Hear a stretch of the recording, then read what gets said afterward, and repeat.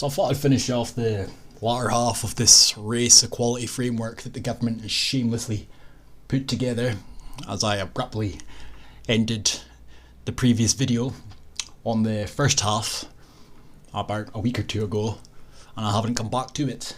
I haven't even read any further down than the page I left on. Education and lifelong learning. Our ambition is to make Scotland the best place to grow up and to make sure that everyone has the opportunity to learn in an inclusive environment which supports race equality, with the government being committed to ensuring that children's rights are underpinned by the UN's Convention on the Rights of the Child. Ensuring that minority ethnic children and young people are able to realise their full potential with equity and equality. Of course. A renewed focus on supporting learner environments, relationships and curricular content that challenge racial inequality and racism is essential if minority ethnic students are to have a positive early learning and childcare, school and further and higher education experience without disadvantage. Now, once upon a time, Scotland had a world-renowned education system, one of the world's best in fact, until the curriculum of excrement was implemented. They decided to take what was once a fantastic education system and reinvigorate it to incorporate left-wing talking points, globalist BS and UN demands, as well as a multitude of other Marxist ideologies incorporated in and around. Ensuring that learning materials and lesson planning reflects diversity without promoting stereotypes. Incorporating ethnic histories within the curriculum, including the impact of the transatlantic slavery and colonialism, without talking about the Arab slave trade whatsoever, without talking about the Ottoman Empire whatsoever, without talking about the African warlords that seem to pocket most of the charity money that gets given to Africa year on year.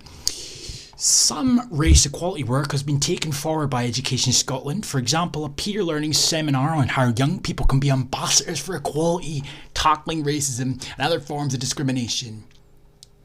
Stakeholders from both communities and professional groups involved in developing this framework expressed concern about potential inequalities in financial support. Lack of access to high quality jobs for minority ethnic people impacts on a range of other inequalities, in particular the higher rates of poverty experienced by minority ethnic groups. Ensuring that further and higher educational attainment leads to labour market advantages will be essential to addressing so-called racial inequality. Now, of course, the lack of high quality jobs that they speak of will of course affect people that are not considered minority ethnic individuals, but of course we're not talking about them because it's all about the so-called plight of racial inequality. Employability, employment and income. Oh dear God. Experiences within the workplace and issues around poverty and income are closely interlinked. Across these areas, both quantitative and qualitative evidence suggests that further action is needed to remove the so-called barriers that don't exist, as well as tackling discrimination, meanwhile promoting equality, aka equity.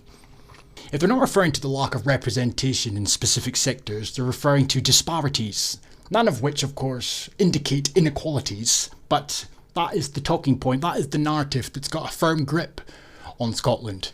This is what justifies the never-ending tirade of what you're seeing right now. These things do not indicate inequalities, but yet that is exactly the key words, and that is exactly the word that they continuously use. The Scottish Parliament's Equal Opportunities Committee undertook an inquiry on race, ethnicity and employment in 2015/16, which uncovered very similar concerns to those raised in our own evidence gathering activities.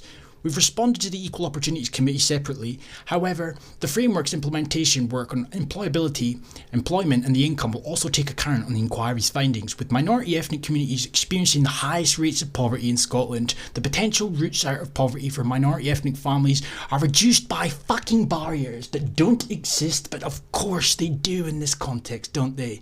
Which then justifies equity.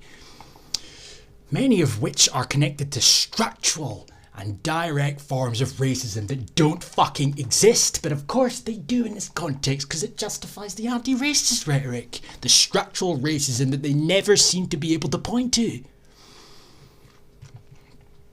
Identifying and promoting practices that will work in reducing employment inequalities discrimination, and barriers for minority ethnic people, including in career path recruitment, progression and retention. Oh, God's sake, man. Reducing barriers and providing support for minority ethnic individuals who are new to the labour market, including school leavers and new migrants. Oh, fuck. Challenges associated with recognition of overseas qualifications and experiences, with levels of English language proficiency and employer perceptions of these issues impacting the ability of recent migrants to access employment, apparently. There are also areas in which school leavers from minority ethnic backgrounds could be better supported, as well as our previously stated commitment to ensuring career guidance meets the needs of minority ethnic individuals. We must ensure that they have equal access and practice in different post-school destinations, including modern apprenticeships, which have historically had low levels of participation from minority ethnic groups. Now, of course, I'm sure if they applied like everybody else has to do, then there's always a chance that they will be picked for said apprenticeship. But in this context, as per effing usual, what this is indicating, what will occur, mark my words, is that they will be putting programs in place in order to coerce or incentivize or even financially encourage companies and trade industries to prioritise minority ethnic individuals for apprenticeships over everybody else, because equity, health and home. Only one white man there. One white guy. Oh wait, two white guys. Look at that diversity. Whoa. In conclusion, we've worked to engage as many people as we could through the process of developing this cancerous framework.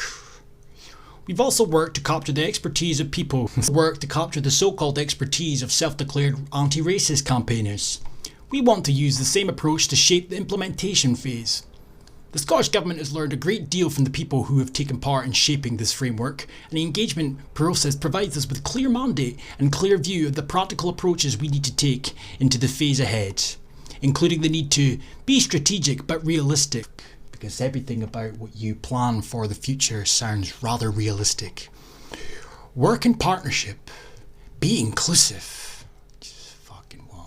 be accountable, meanwhile ensuring that we monitor and provide oversight. Oh, can't wait. Our vision for a fairer Scotland is that by 2030 Scotland will be a place where people are healthier, happier and treated with respect. Scotland's public sector has improved capacity to tackle racial inequality and meet the needs of minority ethnic individuals. Policy processes in Scotland will be based on a robust range of data on ethnicity. Minority ethnic voluntary sectors will be stronger, more effective and sustainable. There's another trope for you. There is greater cohesion between all communities within Scotland. Access to justice and safety is improved, and the effectiveness of the justice process in dealing with racism is reviewed.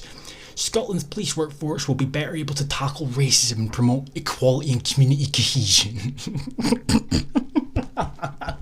Oh yeah. Please Scotland's workforce better reflects the diversity of its communities, of course. Of fucking course. Increasing participation and representation of minority ethnic individuals in governance and influence in decision making at local and national level. Informal community action within minority ethnic communities is better understood and valued, meanwhile promoting inclusiveness and participation by making better connections between minority ethnic communities, institutions, yada yada. Minority ethnic pupils have confidence and are effectively supported by approaches in school to prevent and respond to prejudice-based bullying. Scotland's educators are confident and empowered to promote equality. Oh yeah. The education workforce will better reflect the diversity of its fucking community. Of course it will. Of course it will, because that really does indicate true equality. Identifying and promoting practices that will work in reducing employment inequalities by promoting equity, of course, to crack down on the so-called prejudice and the so-called barriers, the glass ceilings and so on. Minority ethnic entrepreneurs will have equal access to business and enterprise support, because of course they didn't prior, I assume. Minority ethnic communities and individuals will experience better. On and on and on and on. And we're finally at the end. Anybody that truly believes that diversity is truly a great strength, I really would love to see them justify how they come to that assumption, that conclusion, when publication after publication, like this cancer, are rolled out on a regular basis in order to make sure that their so-called strengths are upheld. Peace.